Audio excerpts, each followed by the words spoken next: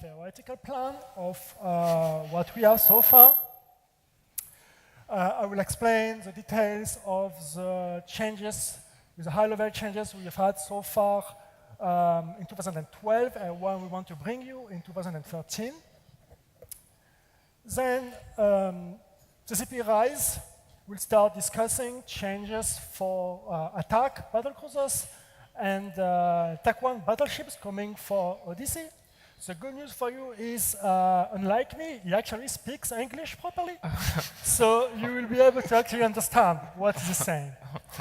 And then CCP Fuzzy will just talk about Navy ship changes before going on with the future, what we have planned for you for 2013 and beyond. And if time allows, we will go with a Q&A session. If you don't have time, don't worry. We have like 2 roundtables, one planned today at 5, the other tomorrow at 1. So you will have time to ask us questions and have a healthy discussion of what you have in mind. If you don't even come to the roundtables and you see us on the venue, please feel free to poke us and ask us questions. Mostly him. Yeah, mostly him. Yeah. We are here for that. Okay, let's get started with the plan. Like the silence, we have a plan. So, first, no, we don't. I will go a bit with what's happening with Tyricide. I hope I'm pronouncing this right. Tyricide initiative, that's what we have called, well, actually, that's what you have called the shape changes we have had so far. So I will just go over the big modifications we have in mind to make sure we are all up to speed with what's upcoming. So you may remember this. That was the old AMARR cruiser tiers we used to have, with the Augurer being tier 1, the Arbitrator and the OMEN being tier 2, and the MARR being tier 3. So that was in 2011 when we decided that having old tiers was not really the best way to go regarding balancing, because it was artificially giving you ship slots, giving you also 8 points, was determining which kind of ship price you will need to acquire and which kind of skills you will require. We didn't like that much because in a game like EVE Online, which is a sandbox, ideally we would like all ships to have a purposeful role on the battlefield. We would like them to be useful on their own way when you have like an engagement. And this old artificial system was not that great for that reason, because it was dictating the slot, 8 points, and all of the stuff of those ships. So instead, we went for balancing by role, which means that we introduced the concept of shield lines, and I will go over that a bit later in this presentation, which now change the slot layout, 8 points, how much they cost by role, instead of artificial tier. So that was the first part. Next, regarding this balancing concept changes we had in mind, we had to go back to the racial philosophies or the main races playing around, how we want them to be on the battlefield, what do they offer to you. So we didn't change things much, except for mainly the AMARR, when we have added a drone line. For example, with the Dragoon, we have tweaked the Arbitrator, we changed the Prophecy, and we are going to change the Armageddon for Odyssey. CCP Rise will be delighted to tell you about that later. We also changed the big modification we made to Minmatar is that we have added missile lane. Well, we have made the missile line more important, with mainly things like the Cyclone, the Breacher, or even the Typhoon, again coming out with Odyssey. And the rest is practically the same. We want Kaldari hybrid ships to be like more useful as they were before, which is why I've been like buffing the ships that we were through, like for example the Merlin, the Moa, and so on. And Gallant is not really changing, even if we are trying to make the drone hulls more specialized into drones instead of having hybrids and drones on the other hand, which is coming with the Dominics as well. Regarding defense and EWAR, there is no big change coming on, even if you are aware of a few issues here. And yeah, remember, this is a guideline. We like the ships to be balanced like that in a grand scheme of things, but this should not prevent you guys to come up with imaginative setups on the battlefield. So for instance, even if we show that Galante is having defense as armor here, we know that some of you guys, and we know who you are using Hyperions with shield extenders. So yeah, that was for the second one. The next big part of the theory side was what we have called the tech clarification. And for those of you who were at Fanfest last year, I had this slide as well, so we are going to compare how this evolved with time. So the main reference point we have, and that you have as you start the game, is Tech 1. It's the simplest hulls, they are the most generic, the most basic, and that's the one we use as a reference point for balancing, which is why we have started with Tech 1 on this ship modification, on this big plan of revamping the ships. Then, on top of that, we have like Navy and Pirates ships that were supposed to be main improvements over these Tech 1 hulls. Then we have Tech 2 specialized hull, and I would like to point out here that Tech 2 hulls, while being more specialized, should not necessarily be better than Tech 1 in all the fields. So for example, if we compare a Tech 1 frigate versus an interceptor, the interceptor is supposed to be more mobile, it's supposed to be better at tackling. But it's not a given that the interceptor should have like better resilience or even doing more damage than a Tech 1 frigate. It's up all to the specialized role we are looking at. And finally, Tech 3 hulls are supposed to be generalized, more flexible on the battlefield. So that was for last year. What has changed with this upcoming year? Well, as we went through the tiers and we gained experience on the hulls themselves, we realized that having Navy and Pirates hull, just like plain improvements, is good in theory, but does not always work. It doesn't always work because when you have a look at the new battlecruisers, for example, if you compare the Drake next to the Drake Navy issue, having the same role would just possibly create an overpowered hull. And we just wanted to be very cautious on this. And the other problem was that sometimes when you just have a plain improvement with Navy, the role you bring is not that interesting gameplay-wise. Well, that was the case with the Harbinger versus the Harbinger Navy issue. We just decided to give it more flexibility by adding a med slot and a tracking bonus instead of just going for the plain old school AMARR, low slot, and tracking. So we realized that, yeah, Navy and Pirates are not always plain improvement, which is why they're slightly offset on this slide here. So that's for tech clarification. The next big part that, again, we have shown last year was like the introduction of ship lines. Ship lines were supposed to be the alternate concept we come up with to fill the gap with the old tiers being removed. We needed to sort the ships by meaningful roles to be able to differentiate them and on what they offer. So we, last year, came up with those 4 lines. The first one being combat, which proposed hulls with a good mix of offensive and defensive capabilities, but with limited mobility. Ships like the Abaddon or the Maelstrom are very good examples of this. Then we have the attack line, ships that are supposed to be good at hit-and-run tactics, or even kiting, with having good damage projection, but not as good resilience as the combat hulls. Then we had something called bombardment.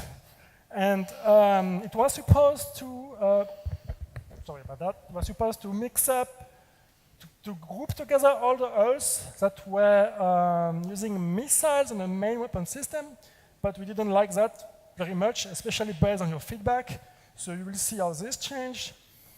Then we had the support line, which was grouping all the hulls meant for fleet assisting, like logistics, or disruption, like recons. And finally, we had like everything that was supposed to be mining hulls or industrials were on the specific line. So what has changed with this year is that we now have 6 lines. The bombardment line is just being removed because it made more sense for the missile hulls to be moved in the other line because that made sense. So if, for example, you have a Raven with missiles, which is supposed to do fast projection, well, it's not right now, but that's what we like it to be, then it goes on the proper attack line. If you have something else like the Drake, which is supposed to be a more static hull, then it goes on the combat. We don't have this independent bombard line, which made little sense. Also, we moved disruption away from the support line. That means that disruption ships are, as explained before, hulls that are meant to cripple the enemy without using main weapons like ECM or dampeners by using AW. And we added the exploration line, which are mainly 4 hulls, 4 frigates that are meant to scan other players or mini professions. And we changed the mining line a bit by introducing the Venture as well, which is the entry point for it. This you should know. We really hope you do know, because if you don't, you are in trouble. So technically, the other point we had regarding the Tirisad initiative was to make the progression easier to follow. And this used to be the old skill tree we had in game. So there are several things we didn't like with that. We did not like the fact that we had racial Tech 1 skills like racial frigates, racial cruisers, and racial battleships mixed with 2 generic skills like destroyers and battlecruisers. It created issues when you tried to get into Tech 2 hulls, because not only, for instance, to fly an Absolution, you needed AMARR cruiser at 5 and battlecruiser at 5, but on top of that, you needed all these Tech 2 specialization hulls that are entangled on top of each other. We did not like that because it was forcing you to over-specialize in hulls that you should not be interested into. If you like battlecruisers, if you like the way they play, we did not think you should have to go first into the assault ships, then into the heavy assault ships to be able to get into an Absolution. However, don't get us wrong, that doesn't mean that we don't necessarily want to reduce the time sink. Well, we do, but not that by that much. The other point that we were not liking that much with this tree was the bottom part of it, with the industrials and the mining barges and all that very confusing mixed up. So we are planning of changing the skill tree to this with Odyssey, meaning that now when you're specializing into Tech 2 hulls, you don't need to go for overlapping classes.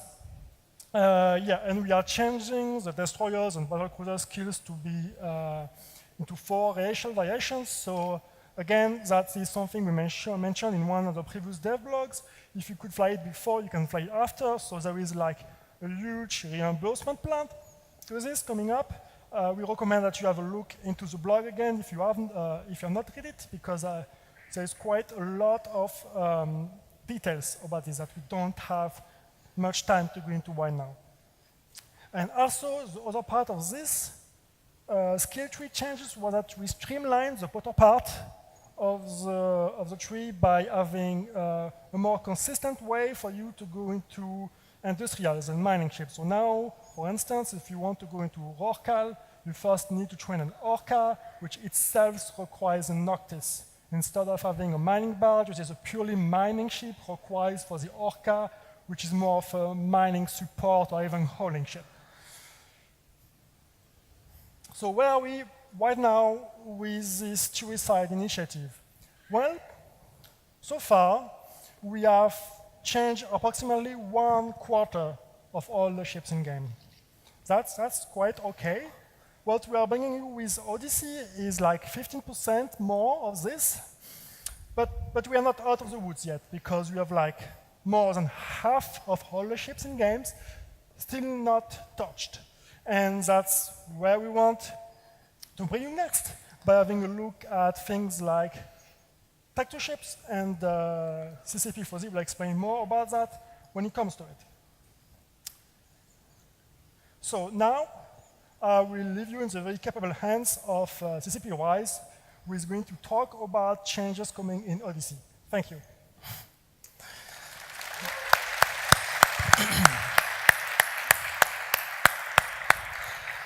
Hello, spaceship enthusiasts.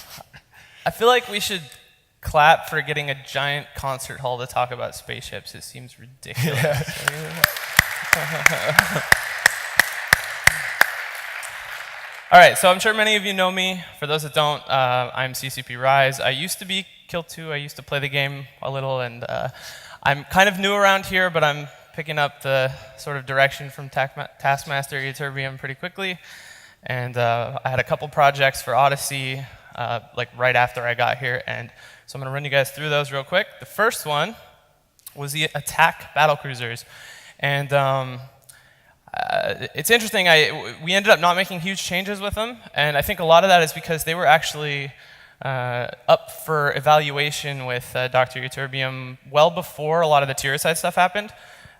Something cool CCP is doing now is looking back at things that they've done recently and trying to make sure they're working out the way they wanted and iterating when necessary. And so with these ships, they were extremely, extremely powerful when they came out.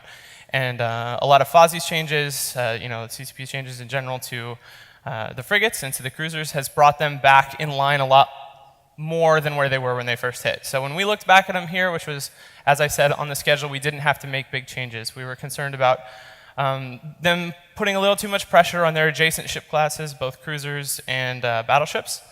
And so we want to make sure they're not too strong, making no room for those ships. And they were also doing some annoying things like running a lot of insta-locking camps that kill you the second you get into a system. So the changes we made were pretty symmetrical across all four. We increased their signature radius a little bit. We lowered their scan res a little bit to hurt their lock time for those insta-locking camps. And then we slowed them down a little bit. They were very fast, and as I said, they looked faster in comparison to the old meta of mostly Hurricanes, Drakes, and battleships. They slowed down a bit in light of the cruisers and frig changes, but they were still fast. So we added some mass to the Talus and the Tornado just to slow them down, make them a little bit less agile. And we went straight for the agility on the Oracle and Naga since they were already relatively slow. Just hurt their line time a bit. No major changes, although I must say as a Talos pilot, it feels pretty brutal to lose 80 meters a second. So we'll see what you guys think of that when you get your hands on it. Now for the main show. By the way, if anybody wants to beat me up or fight with me or talk about it in a healthy and constructive way, I'd be happy to do that anytime this weekend if you see me. I love talking about these ships. I know they're really important to everybody. So before I get started on specifics, I want to talk a little bit about sort of the overall direction for the battleships and what led us to where we ended up. Because it's a little different than what happened with Tiericide for cruisers and frigates. With cruisers, for instance, as you said, you had Augur, Arbitrator, Omen, and Mauler, and in AMARR's case, most of them were useless, even the Tier 4, but they were so explicitly tiered, they had such huge gaps in their base stats, their slot layouts, that you never really wanted to use them at all. They were basically ships that were just sat, and so reviving them through Tiericide was all positive. It was like getting gifted 40 new ships while they went through and changed them all, which is amazing. But with battleships, the tiering worked a lot differently. They were put into the game in sort of a different way, at a different pace, at a different time. And most of the tiering was actually present in the price. Their slot allocation across the whole class was more or less identical, except for the Scorpion and Dominix. And their base stats were differentiated some, but not a ton.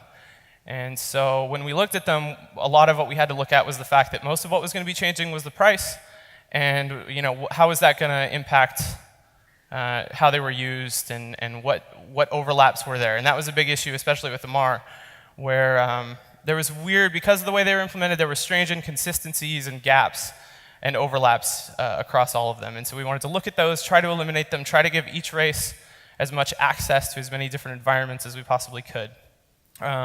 Unfortunately, in some places that was painful. Another thing about battleships is that they've been in the game and in everyone's hearts for quite a long time, and it's hard to see big changes in general. It's even harder when it's ships that you've known and loved for 10 years, and we understand that. So I'm going to go through them, talk about sort of what we decided to do. Now with AMARR, as I said, there was a lot of overlap. We knew that we wanted the Armageddon and the, we knew we had 3 armor-based laser platforms that had slightly different applications but looked a lot the same, and we knew we needed a drone ship because of what Easterbeam said. We're kind of trying to beef up the secondary weapon lines in each race, and so we decided to use the Armageddon. It already had the big drone bay. It already felt a little, slower and kind of drone-y. It was tough to decide actually between the Armageddon and the Apocalypse, but the Armageddon seemed to fit best, and so it got the drone bonus. It also gets a newt range bonus like the Dragoon, which was a big step, and I know many people are either terrified or rolling their eyes about that, but I think it's been really interesting to see kind of how people expect it to be used, and we're really fascinated to see how it gets used once it actually hits TQ. So that's the Geddon. The APOC was another real tough one. It had really low usage. We wanted it to be exciting. We wanted people to be pumped to get into one. And we felt that the former bonus layout was sort of holding it back. We also knew we wanted it to be the attack battleship because of the Armageddon sitting in that combat utility role as the Newton drone ship. So we decided to replace the cap use bonus with a tracking bonus for lasers, which should make it like the premier battleship for killing Tier 3 battlecruisers, recons, all kinds of other little annoying fast ships, Tech 3 cruisers. So again, very interested to see how it ends up getting used in the field. We also made some adjustments to large lasers to make up for giving the tracking bonus instead of the cap use bonus. Fozzie nerfed the Abaddon while I was working on it, but I didn't really have anything to do with that, so we don't need to talk about it. All right, and then for Caldari. Caldari was actually the one that seemed like it had the ships the most differentiated already. That's partly because it had a disruption ship built into the line originally. It's weird that it's the only race that did, but that kind of gave some firmer ground for us to work from since they were clearly set in roles compared to the other races. So we could have ditched the ECM Scorpion. It was tempting. I am not a huge ECM fan. I love the idea of some kind of, weird missile Scorpion or something, more like the Navy Scorpion, but obviously this has just been such an important part of EVE for so long that we didn't want to mess with that. We wanted to leave it its character, leave it doing what it was doing, and just give it a little bit of a tweak. And so, it changed some slots a little bit, some stats a little bit, but for the most part, it's the Scorpion you know and love. And then the Raven, we were actually, had this epiphany. I knew I wanted to give it more fitting. I knew I wanted to give it an extra mid slot because that would be something unique, and I think very powerful. And then we were in a meeting and thought, oh, cavalry Ravens, that would be cool. And so it became the attack ship, picked up some speed, and they should be a lot more viable in PvP environments than they were before, especially in light of the cruise changes, cruise missile changes, which I published this week. Cruise missiles are now awesome. And again, the Rogue, a ship that was doing its thing really well. It's like a standard front-of-the-line battleship for many large alliances, and it has other applications as well. It just seemed like a pretty healthy ship, so other than Fozzie's nerf while I was at lunch or whatever, it's staying pretty much the way it was. Now, Galente is the one with the 105-page thread. We did a lot of stereotyping people who play individual races in EVE, and it seems that Galente pilots seem to be the most emotional. We also had a pool going. We had an internal pool at the office about which thread would become the longest. We did. We took a bet, and you did great. Yeah. It's because I knew which ones I screwed up the most. So the problem with Galente is that they've always been kind of a healthy small gang race. They weren't maybe the best PvE race, but they were sort of okay. People use Dominixes for missions quite a bit. But the other two ships overlapped a lot, and neither of them were amazing. And so we wanted to make them more exciting, and we also wanted to try to differentiate them a little bit more. We ran into some difficulty with the Hyperion because it has the active rep bonus, which we think is a really fun bonus. It's something that exists all the way up the race line. We didn't want to get rid of it, even though some posters would want us to, and I can definitely empathize with that. But it's something we definitely wanted to keep in the character of the ship. And so the problems we had in the first release of the battleships, a lot of them I think were centered around not being brave enough with the Hyperion. We really needed to just do something awesome with it. And what ended up happening is the Hyperion ended up filling the kind of utility small gang role, which matches the armor rep bonus more. And then the Megathron was able to ditch the first version, which was more flexible and more meant to be more versatile, sort of like a Tempest, and become kind of a dedicated gunship, which matched the character of the ship a lot better. And of course, the most controversial in a way is the Dominix, because people like their split weapon bonuses, something we've wanted to get rid of all the way through tier side is split weapon bonuses. We don't really like telling players, do two different things with this ship. And if you do one of them only, you're wasting the other bonus. That feels kind of weird, even though, of course, there's some fun things you can do with it, like 1800 DPS Dominixes or whatever. But we got rid of the blaster bonus, we gave it another drone bonus, and this is another one where we're very interested to see how it plays out. I think it can be extremely powerful. It has fleet application with sentry drones. It also has a lot of use with heavy drones, medium drones. It just makes damage application much easier, which is something that's very powerful every time it gets put into the game on any ship. And then I basically talked about these. We moved a slot from the Megathron high down to the low. We found that not everyone, but a lot of people didn't use that utility high. It didn't seem to match what the Megathron was doing a lot of the time, and the 8 low version should be really, really brutal. We also changed the damage bonus to a rate of fire bonus, which, if you feel like reading about math, there's posts on the forums describing how that's actually a damage increase. So you'll get a lot more damage from the turrets now in the Megathron, which means you get to take advantage of its tracking bonus. Should be a really, really cool ship. And the Hyperion is actually just incredibly overpowered the way that it's up on the forums right now. The Hyperion is beast mode. Yeah. It's just, yeah. It's kind of crazy. We're going to have to see. It does like 1 billion damage and tanks like 3,000 DPS a second or whatever. So we're going to keep our eyes on it, but it looks really, really fun, if nothing else. I think it really is set up the way now that it should be. It matches the active rep bonus really well. I think you'll see a lot of pirates and small gang people really excited to take advantage of them. So pretty pumped about that. And then finally, Minmatar. Minmatar, something cool happened with Minmatar. The big change we knew we wanted to make with Minmatar was get that secondary weapon system represented really well. At the same time, we got rid of the split weapon bonus that Typhoon had.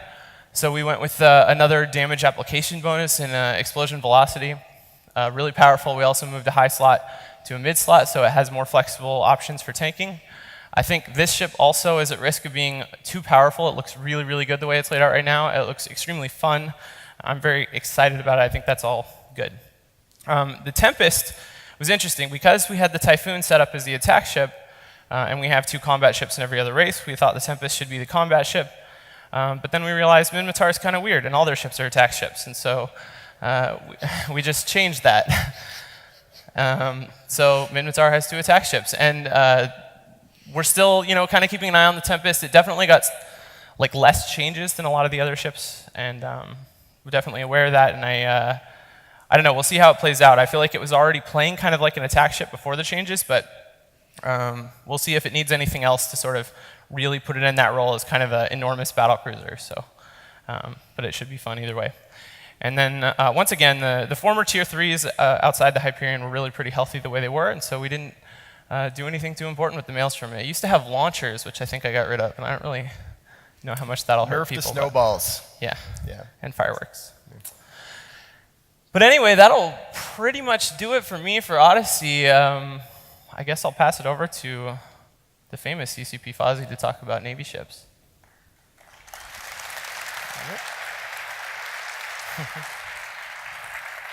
Hello, everyone.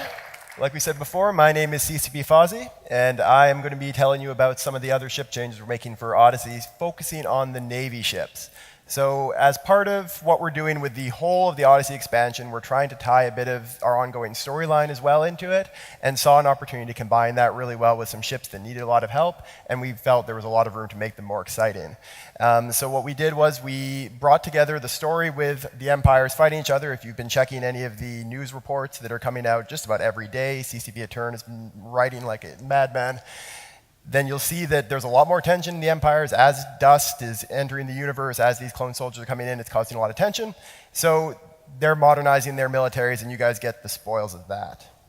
So for the Navy frigates, these were the ones we made smaller changes than with the larger ships. The main changes were to the Firetail. Firetail got itself a bigger damage bonus and a bunch more HP. Yeah, I think you guys are going to have a lot of fun with that one. We had made some smaller changes to the Comet and the Slicer. You Slicer pilots will be very happy to know that it got more CPU, so it's no longer quite as ridiculous to shoehorn a fit onto it. The Hook Bill, we gave it some more HP, but took away a bit of its speed and agility, basically to try to reduce the crazy OP-ness of the light missile, kiting, tracking, disrupting, or damping link-supported Hook Bill. So then we moved on to the Navy cruisers. So these ones, there was a lot more room to be really creative with, because we've got 2 per race. And the Tier 2 Navy battlecruisers, for the most part, were terrible, but were also really off the wall, and I really like off-the-wall ships, so we got to have fun with them. For the AMARR, we decided to move the Navy OMEN over to the faster attack role, just as we did with its Tech 1 version. I know some of you are very attached to the old Navy OMEN, which was one of the strongest Navy cruisers, but what we've done with it is turn it into what is essentially a giant slicer. It gets the optimal bonus, which when combined with Scorch is extremely powerful, and I think there's going to be a lot of great options for it. For those of you that really miss it as a brawling ship, I recommend you check out the Navy Augurer, which is kind of ridiculous as well. We're giving it an armor HP bonus. We're giving it a gigantic damage bonus so that its 3 guns do as much as like 5.5. And we're giving it 2 utility highs. So it is going to be a ship that I think will be excellent for that kind of brawling role. The Navy Osprey is gaining some of the speed and a lot of the same kind of flight characteristics of the Hook Bill. It's going to have a lot of mid slots and be able to apply its damage very well. The Caracal, we're moving into more of a brawling role, though it still can kite, but it's not going to have its range bonus to missiles. Instead, it's going to be able to apply it better with an explosion radius bonus to the missiles. Navy Executor is getting ridiculous damage. It's keeping its double damage bonus. It's the only hybrid double damage ship, and it's getting an extra turret to go along with it. So it will be able to destroy everything if you can stay alive long enough. I'm very excited to fly that one. The Navy Vexor is another one that I think a lot of you probably did a little bit of a double take when you saw it, because we're giving it 5 heavy drones or 5 sentries, and giving it a total, just the same way as we did with the Dominics, a total set of drone bonuses. So it's no longer reliant on its guns. It is a complete focused drone boat, and it is going to be a very, very good drone boat. And finally, the Scythe and the Stabber. The Stabber is staying largely the same, a little bit of changes to its agility, but it's really going to keep the same role. And the Scythe, I think I'm very excited to see how you guys use the Scythe. We're taking an attempt to redeem the old split weapon tradition for the Mimitar that was really weak in a lot of ways. Instead of forcing you to run 2 different types of weapons in your highs, which then force you to use different damage mods in your lows, and it just everything didn't work for the most part. What we're doing is we're giving this ship essentially a double strength damage bonus to both missiles and guns, so that you have the option of using either one by itself really strongly, and someone coming up against you won't know what you're fielding until they do a look at on you or the missiles start hitting or the guns. So I think that is an example where this kind of idea of split weapons can be used a lot better in the future. I'm really excited to see how this works, and also to hopefully use it in some other ships later. We're also adding some new ships. So these are your new Navy battlecruisers. So for the Navy battlecruisers, we decided to follow along with a lot of the same themes that the other Navy ships have, of being very agile, being able to apply their damage quite well. For the most part, these ships get bonuses that allow them to hit targets more effectively than before. You get tracking bonuses, you get explosion radius bonuses, And I'm really, really excited to see what you guys get to do with them. We've been taking your feedback into account. We've got a lot of great feedback after the announcement, and we're really working on some more tweaks to it.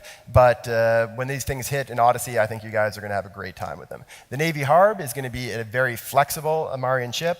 It's getting an extra mid, and it's getting a great bonus to tracking. The Drake has got 8 launchers, so for all of you guys who always wish that you could use up all the launcher hard points on the side of the Drake, you'll finally get a chance. It also is getting range bonuses, it's getting an application bonus, and it's getting a lot more speed and agility than the normal Drake. So for those of you that missed the Podlo Drake that we kind of killed in our Drake changes, sorry about that, it's back with the Navy Drake with style. This is a very, very strong ship for that kind of skirmishing role. The Brutix is swapping out its armor rep bonus for tracking to be able to apply damage really well. This ship is going to rock. It'll be able to hit everything and hit it very, very hard. And the Hurricane is essentially the Hurricane on drugs. We've taken the old Hurricane, and then we've given it 50% more HP across the board. There's definitely, yep. You can boo if you want. So this is a ship that we've been getting a lot of feedback from you guys that you may want something else a bit more exciting with it, and we're working on coming up with ideas for that at the moment. But I do think this is going to be a ship that you guys are going to have a lot of fun with. It's better than the old version. It's everything you, with your nostalgia, imagine the old version was. So now I'm going to talk to you a little bit about what we're working on for the future. A lot of this isn't going to be in very high detail, simply because by the time we come up with a really solid plan, we tell all you all right away. You guys may have noticed we post about everything all the time. The features and ideas forum is absolutely packed with stickies. Basically, once we have things down to a decent plan, we show it to the CSM, get their feedback, and then it goes straight to you guys for feedback. So what we've got here is some of the earlier plans. It's a lot of stuff. You may know the kind of directions we're moving if you've been following what we've been talking about before, but we're going to go over a bit of it now. So one of the, actually probably the highest priority Tech 2 ship on our list are the command ships. We've spoken a little bit about what we want to be doing here before, but I'm going to go over it again because I'm really excited for what we are going to be doing with these ships. We want to make sure that all of these ships are ships that you can bring in with your links and give bonuses to your fleet, even the ones that currently don't have bonuses to the strength of the links, they're going to get them. And we want to make sure that all of these ships are ships you can have fun doing damage and brawling with as well. So they're all going to get good damage bonuses, they're all going to get link bonuses, and you're going to get a choice of different weapon systems. The Absolution's going to be getting the same bonuses to links that the Damnation gets, and the Damnation's going to get the missile bonuses that it needs to be a really, really badass ship. The Nighthawk and Vulture are going to be similar in that you're going to have the choice between missiles and hybrids, and they're actually both going to be good, I promise. We're going to be redeeming the Nighthawk from its ridiculously terrible state right now. The Astarte and the Eos. The Eos is that ship that everyone that's always wanted a Navy Myrmidon. That's what this ship is going to be at its core. A really, really strong drone ship that can also provide excellent link support. And we're going to be moving the Claymore over to a missile role. Leaving the Sleipnir as it is, because the Sleipnir is the greatest ship ever and is immaculate and no one should ever touch it. But it's going to keep its guns. But the Claymore is going to be a great ship for those pilots that want to use the same kind of missile gameplay that you get right now out of the Tech 1 Cyclone. Another ship in the Tech 2 line that really needs a lot of help that we're going to be focusing on very early in our Tech 2 process is the electronic attack ships. So these ships, the roles they have, the idea of their role is very strong. They're very fun ships to fly. The problem is they've really been overshadowed by the changes we made to Tech 1 frigates. The Tech 1 disruption frigs beat them in lock range. In a lot of times, the gap between them in the strength of their E-War bonuses is much smaller. So we're going to be going through these ships, giving them the attention they need, giving them the lock range they need, giving them the HP, the speed, the signature they need to be really effective ships for people that come into the game, enjoy that gameplay from flying one of the Tech 1 disruption frigates, and want to upgrade from there. These ships will be an actual upgrade instead of having people laugh at them. We're also going to be working on heavy assault cruisers. So these are some of the ones where we haven't announced very many plans for yet, so some of this will be a bit new for you guys. But the heavy assault ships are also high on our priority list for Tech 2 ships. These are ships that in a lot of ways have been overshadowed by the Tech 1 cruisers coming up below them, by the introduction of the Tier 3 battlecruisers in Crucible, the attack battlecruisers. So that really muscled them out of their role. And so we're going to be pushing them back into the limelight. One of the things I can say is that in our early designs right now, we are looking very strongly at giving them the same kind of micro-warp drive signature bonus that you see on the assault frigates. And then moving them into the kind of ship that can take advantage of that very well with mobility, with resistances, and with excellent damage application at both close and long range. So these are going to be the kind of ships that you can really effectively use in a mobile fleet. And more details will be coming out basically as soon as we have them ready to show you. We've also said before that we want to do more with Black Ops. I know a lot of you guys have been enjoying. How many of you guys have been enjoying the changes we made in Retribution to these guys? The extra jump range, the extra fuel. These ships have a great role right now as bridging ships, as support for these Black Ops dropping gangs, but we want to make sure that there's more fun roles for these guys once they get into combat. You'll be able to get actual bonuses that apply instead of like agility on the Sin. And we want these ships to be something that for all of them, you can both bridge and have a Black Ops you can bring into the fight. Whether that's a separate set of Black Ops or whether it's the same ships, that is our primary goal for this, is making sure that you're not left behind while your fleet goes off and has fun without you, and it doesn't get relegated just to an alt. So, we've got a, let's see what time, we have to end in like 5 minutes, right? 10 usually. Okay, so we've got 10 minutes. We've got a little bit of time for questions, and we've got a microphone right up here. We've also got 2 roundtables, one today, one tomorrow, as Eterbium said. Those are really the meat of the discussion that we do at Fanfest with you guys. We really want to hear your feedback for what we've announced so far, what you'd like to see next. Definitely let us know. We'll be taking notes. And you guys can start lining up here for some quick questions right now, and we'll start answering them as best we can. Hello, sir, do you want to come up and ask something? I think that microphone should be on. Oh, yeah. Uh-oh, You're just ahead of the curve. Oh, not on. Ah, there we go. There you go. Well, my name is Com Riker. I play, I'm more of an industrialist plus PvE, and what I do miss on some of the Caldari ships is the capacitor. For most type of the battleships or cruisers can use shields, but when you also use railguns, you're instantly out of cap. And according to my skills, I have the core skills on Elite, and I still need batteries to, a lot of batteries to get my caps up cap stable. And that is sometimes for missions not applicable. Yep. Cap pressure is something, especially with the smaller ships, with the cruisers, is something that can be a big issue. Like, what ship are you flying? At the moment, I'm flying the Tengu, but I used to fly preferably the Rock. Yes. It's an active, active/passive because you can actually decide what, but that is also dependable on the weapons. Yep. Yeah, with a ship like that, it definitely can run out of cap very quickly. I think that's something. I don't think that's something that's going to change as a whole for the classes. That small ships don't have necessarily the ability to just continuously run everything, but it's part of the gameplay for them. And yeah, but for missions, yeah, I'm not a PvPer, and I like to do the missions with a Rock. Yep. Or yeah, Hawks, maybe a Tech 3 battleship. Tech 3 battleships? Not right away, that's for sure. No, what I'll say right is, away, but there are a lot of people thinking about it. a lot of people are thinking about it. I'm not usually very happy when I think about it, but with battleships and frigates, those are 2 areas that have been suggested a lot for Tech 3 ships. I'm not a big fan of doing either of those right away. I think the design problems for those are not necessarily worth the benefit right now. But I would say we are working on some plans for potential Tech 3 ships. It isn't either of those classes, though. I'm not sure if Eterbium wants to give any hints about that more. But Eterbium's been scheming up some cool Tech 3 stuff. Tech 3 carriers, obviously. Yeah. Yeah, right. And I like those new round wingy bits on the Tempest. Yeah, on the Vargar, they're really, really good. Yeah, the Parker gets it. Yeah. Well, it's still the same tag question. Yep. Hey.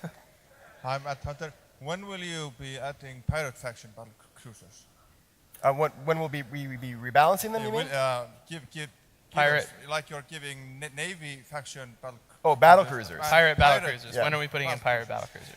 So pirate battlecruisers, there is a lot of really cool options, I think, out there for that. It's not something that's going to come right away. One of the challenges is that we need to make a whole new model for some of them because like Sanchas and Angels need to be special crazy models. And getting that into a battlecruiser class, that adds a lot of the workload to it.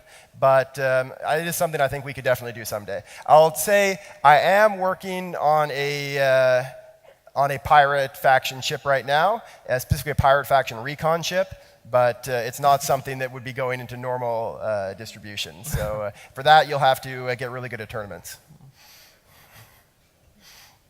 I'm wondering where kind of secondary disruption effects, kind of like stasis webification and energy neutralization, where does that fall, kind of, who gets bonuses to those? Because right now they're kind of, some of them are on pirate ships, some of them are on, random seeming faction ships. What are plans with those? Yeah, that's a good question. It actually depends on the hull quite a bit because usually those are not in the disruption category. If you look at the Armageddon, it's more like TAC. If you look at the Vindicator with the web again, for us, disruption are like the main EW effects we have shown you before with like ECM, dampening, tracking disruption, and target painting. So yeah, we have the established secondary EWAR effects that we use for Tech 2, and often they're very different than the ones you get for Pirates. So there's a lot of different things you can give to, so like web range, for instance, is a Tech 2 Mimitar thing. Web strength is a Blood and Serpentis thing. So there's a lot of those things that we were playing around with, but for the most part, you're going to see them staying in their own like lines. I have a question about the Hurricane high slot nerf. As you already nerfed the CPU, so the double medium neutralizer was available anymore. So then you nerfed the high slot. Yes. Why was that? For that one, we wanted to make sure that it was a ship that could actually take advantage of the fittings that it had. You still could fit 2 medium newts if you had lower grade guns, if you sacrificed a few other things there. The change to the fitting was really something that was built in anticipation of the change to the slot. We knew that we were going to be changing the slot when we changed the fitting, and that was something that essentially was completed just over the expansion and then the 1.1 point release. Yeah, but then I couldn't anymore have 6 guns, probe launcher, and a salvager for wormholes anymore. Yeah, but technically the Hurricane was too flexible before to take one variation, so we had to put it down slightly. All right.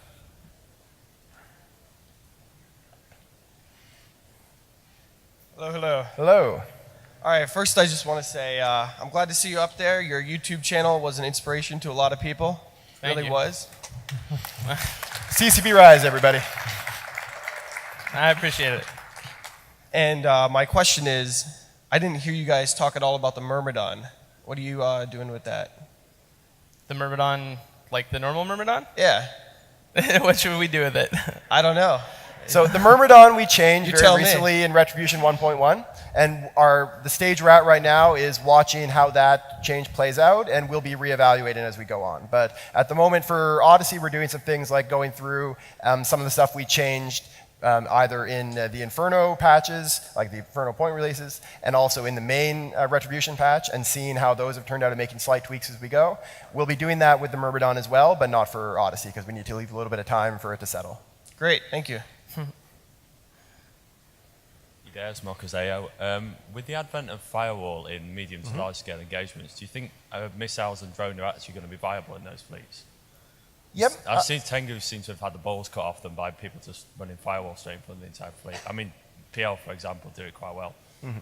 Firewalling is a tactic. It's one of those great examples of emergent tactics that no one here ever expected to happen, but turned out worked really well. It's something that we don't feel is really too powerful right now, especially with ships that have a fair bit of mobility. You can get around the firewall ships. You can just basically hit through them because of the missile velocity we're giving. On examples like the cruise missiles, Rise's cruise missiles, they just go, like they're there. They do not spend much time in one place. They're very, very fast. Okay, thank you. Hi, I'm Corey Krim from Finfleet. So Hi. 0-0 and fleet battle and stuff like that. So when are you guys gonna bring skill back to tackling? Because you know interdictors, you go in, you die. So it was back in the days. It was actually there was guys that were dedicated tackling pilots that went 200 kilometers flight with the interceptor and stuff like that. You know the drill. But today it's alts flying interdictors and dying. So what's up with that? Well, a really good interdictor pilot is still something to prize. There's people that really know what they're doing, especially people that can do things like do shielding with dictor bubbles. That's not a skill that very many pilots have, but those that do are the heroes of the game. There's a lot, I think, that we would like to do to push tackling into more importance. Part of the problem with that is just how long we can get your Lachesis points at this point, thanks to links.